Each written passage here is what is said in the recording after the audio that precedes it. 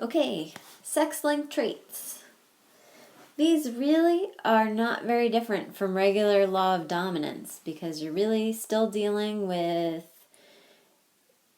like, say, big M, little m, big M, little m. It's really the same thing, except now we're just adding in the sex chromosomes, XX, XY. Okay, so these are all the possible genotypes, and that's it. And I draw these because I find it helpful, although I have noticed that it confuses kids. So if this confuses you, skip on by. But I'm trying to just point out that this is all there is, just like it's kind of all there ever is. So just so you remember that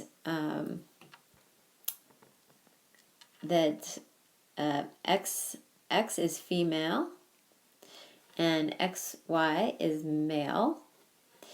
And so for females, since the sex-linked traits are generally carried on the X, there are a few sex-linked things that are carried on the Y, but Y chromosomes are really tiny, so generally things aren't carried on there. And for our purposes, no traits we talk about are carried on there.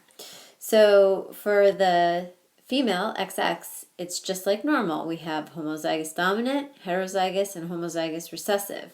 And then for the male, since we're not carrying any sex-linked traits on the Ys, it's just the H and the big H and the little h. I lost my arrow. I had my arrow.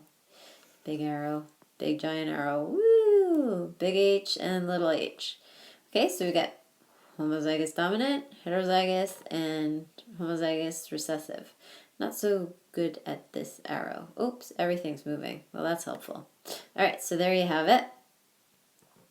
Okay, so just to straighten out our terms here, now I'm going to use the fancy laser pointer. This is one of my favorite little tools on this thing. Okay, so colorblindness is the example we're going to use. It's a sex-linked, sex-linked recessive trait. So the question we're going to talk about is, will a colorblind man always have colorblind children? Prove your answer. So how would you prove your answer if we're talking about these kind of genetics? I know what we would probably do. Probably going to do a Punnett square.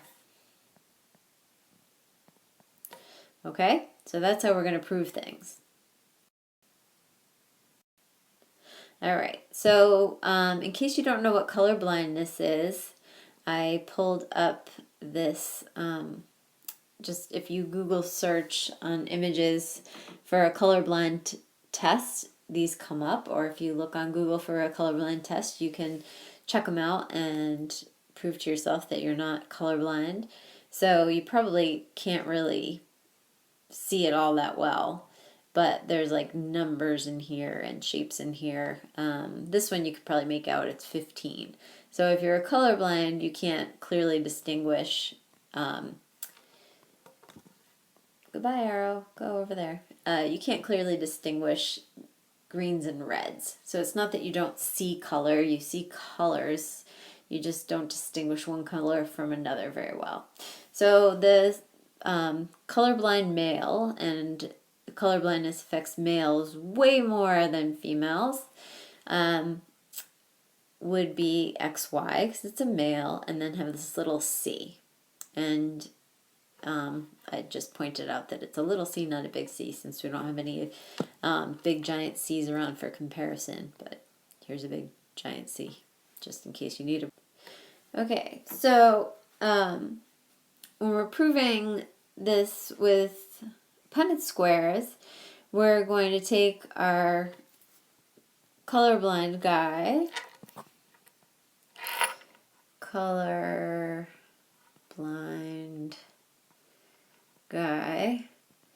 and try all the possible genotypes of females over here, and then see what we get, and see if he's always going to have colorblind children.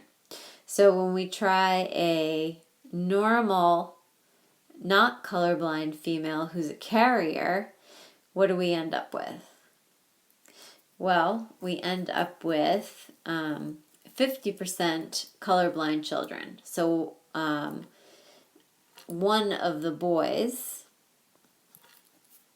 is colorblind and one of the girls is colorblind. So this girl is homozygous recessive for it, so it's on both X's, and the boy has it. So one of the questions often asked is, why are boys more likely to have sex-linked recessive diseases or traits?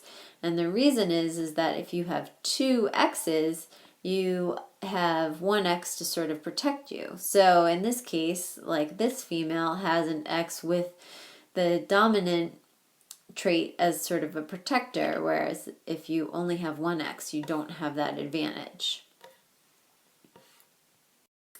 All right, so here's our colorblind guy and homozygous dominant female. And in this case, all of our children are normal vision, no colorblind children in this mix.